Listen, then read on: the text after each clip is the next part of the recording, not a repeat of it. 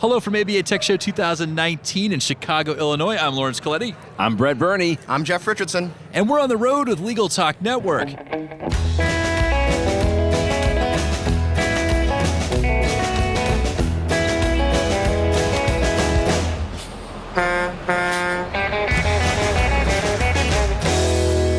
And we're back. We have a special episode for you today. We're going to keep things running fast. Everybody's feeling the caffeine. There's an excitement in the air. People are getting ready to go get some. I missed lunch, so I'm purely running on caffeine. So I've got the shakes. Nice. It's going to be awesome. So I have with me, I have Brett Burney and Jeff Richardson, a couple of great guys. Brett Burney, of course, you were a chair a couple years ago, right? I was, 2015. How does it feel to be on the other side of that and presenting again? Relief. Relief? It's a lot of work to put this thing on, but it's so worth it, especially when you have people coming up and just saying how much it's going to help their practice. And there, truly, it really is. It sounds corny, but it's just great to be able to come back and do some presentations as well. That's awesome. That's awesome. And let's get to know you guys in turn. Let's start with Jeff. Now, I know you're from New Orleans, which is, I affectionately love New Orleans. Me But too. tell us about yourself. Where do you work? What do you do? I'm an attorney at Adams and Reese in the New Orleans office. I do all sorts of litigation, mostly representing companies when they're sued in big cases. Big focus of it is appellate litigation, probably about 75% of my practice now. Gotcha. And Brett, back to you. I know in addition to chairing Tech Show and Right. investing a lot of time in making people more efficient, where do you work? What do you do? Yeah, a lot of e-discovery consulting, so I have my own company where I do that, but also have the reason I know Jeff so well, of course, he has iPhoneJD.com, fantastic blog to follow, and then I also have appsandlaw.com. So I work with a lot of lawyers that have questions about using iPhones and iPads in their practice. And that's going to come in handy right now. So we've got a speed round here. So we wanted to do something fun, lots of energy. So these guys are going to go back and forth. It's going to be over to Brett, over to Jeff, and we're going to talk about three things. We're going to talk about tips. So this is tips for iOS. And so the name of your presentation was called Get Your Ninja On, Top iOS Tips, Apps, and Gear. And I think it was Mobile Ninja. Get your mobile ninja. Oh, Yeah, we have to say what kind of a ninja, Laurence. Oh, okay. So Mobile Ninja, I stand corrected.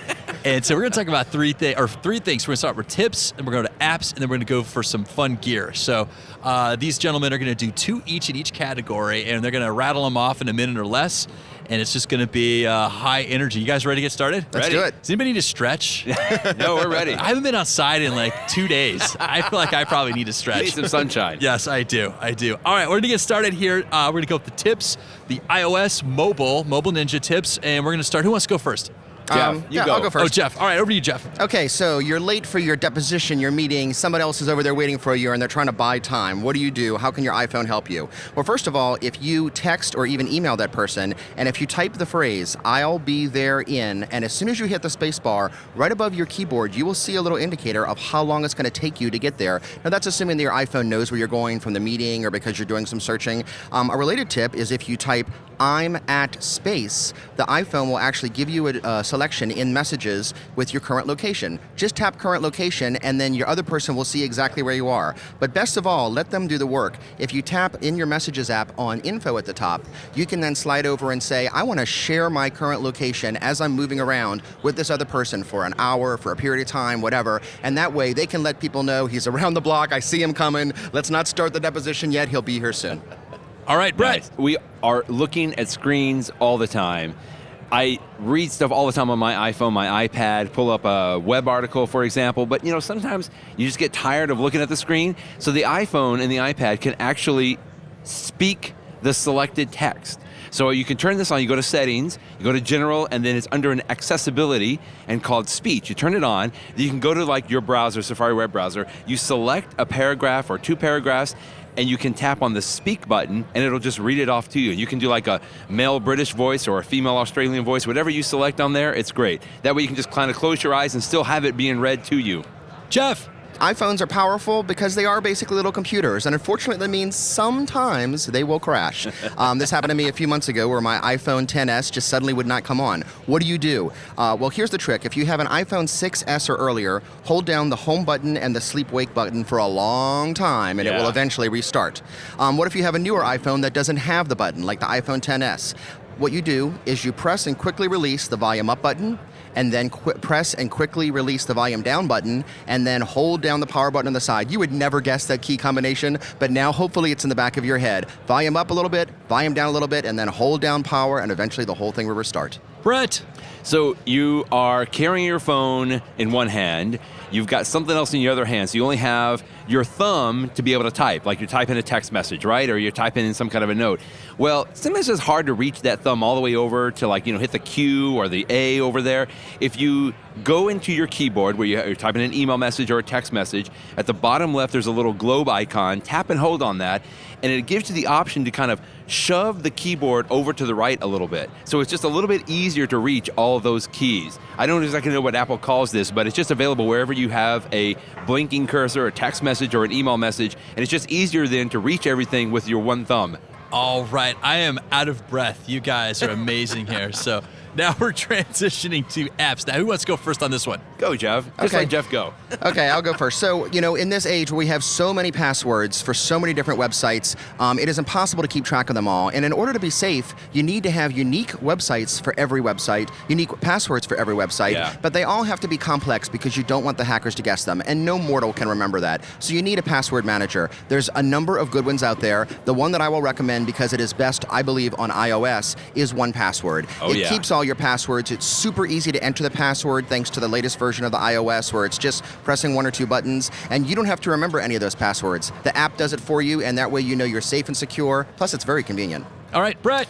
One of my must-have software applications on a Mac computer or a Windows computer is Text Expander, because we're always typing. Lawyers are typing all the time. You might as well save time while you type, and Text Expander does that. So I can create a snippet like OFFADD for office address. All I type is those 6 characters, and it types out my entire physical office address for me without me having to take the time to type all of those individual characters.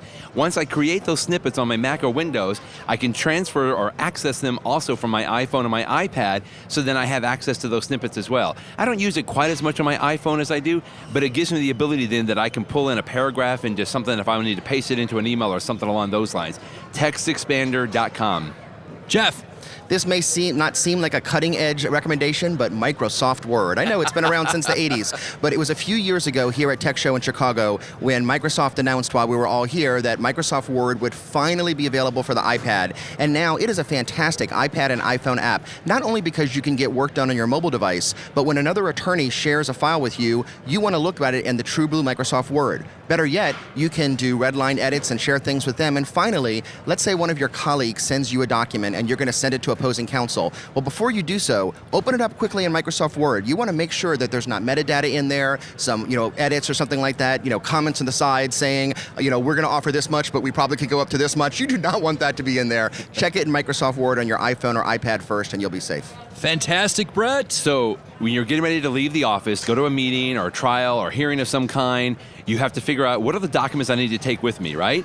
So when you find those, what do? You need to take them with you, so you print them all out. Even though they're Microsoft Word digital documents, PDF files, Excel spreadsheets, I work with a lot of lawyers that have iPads, and I say, if it's already digital files, why not take a copy of the digital files with you on your iPad? I call the iPad my digital manila folder because I literally can take all the documents I need with me, and I use an app called PDF Expert. So contrary to the name, it will actually handle other file types other than PDFs. Like Microsoft Word documents, can't edit them, like that's why you need Microsoft Word, but you can do images and videos and Excel spreadsheets.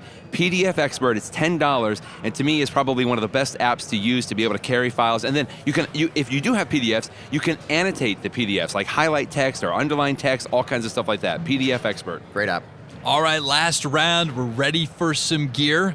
So for all the gearheads out there, Jeff. Okay, so when you're traveling, whether you're in a hotel room or maybe in a meeting in someone else's office, you want to plug in your phone and your iPad, etc., to keep them charged. And the problem is you're lucky if you can find one outlet to plug into. What you need to get is the Anker PowerPort Speed PD5, because you can just plug in and you have a nice cord that'll give you some length, and then it's a nice little box that has got a couple of USBs, so you can plug in like USB to lightning cable, and it also includes USB-C. So for the newest iPad Pro or a MacBook or something, you can get super fast charging there. So with this one little device, you can charge all your things, plus you probably are going to have an extra port or two that you can offer to somebody else and be very friendly at the same time. Yeah, I just got to say, what's great about that is like you can do an iPhone and an iPad. You don't have to carry different bricks. Like it handles all of them. And your Apple Watch, charge them all at once. Absolutely. It's great. That's awesome. Brett. Okay, so most iPad users like to have an external keyboard to use with it. Not all the time, but in cases that you do need to type something a little bit longer. I personally like the, Smart Folio, Jeff? The Apple keyboard that comes with it. You can get with the iPad.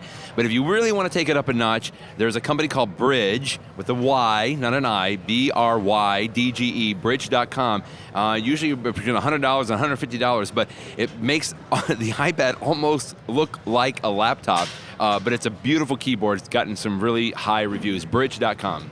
Back to Jeff. Home automation is one of the coolest areas of home technology, and you can use your smartphone in all sorts of different ways with it. When you're ready to start home automation, or even office automation, where's a good place to start? The one that I recommend is a company called Lutron, makes the Caseta, Caseta, the Caseta wireless dimmer. All you need to do is remove the light switch from your wall, which almost anyone can do, even I can do it, and I'm certainly not an electrician, and you replace this, and regular people, even if they don't have a phone, they can still press the buttons on it and they can use it as a dimmer up and down, but then suddenly your light switch can be controlled by your phone. And then once you have one, you're going to want to have another one, and next thing you know, your whole house will be automated, have lights turning on automatically as you come in, going off automatically as you leave, but you got to start somewhere, and I would start with the Lutron Caseta wireless dimmer. Take it home, Brett. So it's 2019. It's too much trouble these days to actually plug a cable into the bottom of your phone to charge it. So wireless charging. Now, I know you Android phone users, you've enjoyed wireless charging for a long time now, and Apple finally has released with the iPhone 10, you can now buy a wireless charger.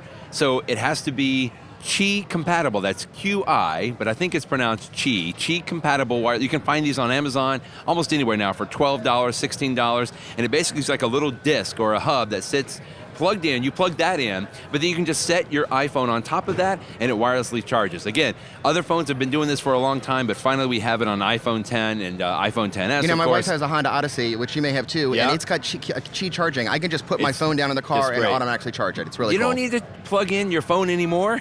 Just set it down on a wireless charger. I love that. Actually, that sits on my studio desk. I have one of those wireless chargers for my iPhone. It's fantastic. You're on board too, then. Yes, I love it. I love it. It's a great way to close it. So thank you, gentlemen, for joining us. Thank you for sharing all of that. And for listeners, they want to follow up. They want some more apps. They want some more tips. They want some more gear. Where can they find it? Let's start with Brett. Yeah, so like I mentioned the blog earlier, appsinlaw.com. It's a fun little site that I do. I do video reviews on there and a lot of podcasts. I've had Jeff on as my little podcast as well. But just help understanding a little bit better how lawyers use apps and provide some helpful tips on using some of these apps that they use in their workforce every day. And Jeff? iPhone JD recently celebrated its 10-year anniversary. Still going strong. Yeah, iPhoneJD.com. Ask for it by name. I post, a couple times a week whenever I think about it, and with all sorts of tips and apps reviews and advice for getting the most out of an iPhone or iPad in your law practice. Well, we're reaching into the road for today's episode. I want to thank our guests for joining us today. Jeff, Brett, thank you so much. Thank you. It was great. Thank you. Also want to thank our listeners for tuning in. If you like what you heard today, please subscribe, rate, and review us in Apple Podcasts, Google Podcasts, or best yet, your favorite podcasting app. We'll see you next time for another episode of On the Road with Legal Talk Network. If you'd like more information about what you've heard today, please visit LegalTalkNetwork.com. Subscribe via iTunes and RSS. Find us on Twitter and Facebook, or download our free Legal Talk Network app in Google Play and iTunes. The views expressed by the participants of this program are their own and do not represent the views of, nor are they endorsed by, Legal Talk Network, its officers, directors, employees, agents, representatives, shareholders, and subsidiaries. None of the content should be considered legal advice. As always, consult a lawyer.